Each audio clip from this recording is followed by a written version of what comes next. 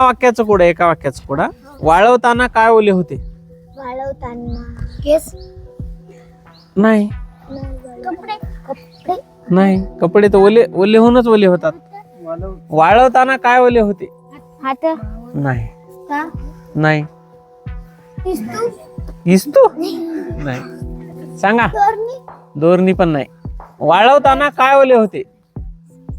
काहीतरी वाळवायचे मग ते ओलं होते.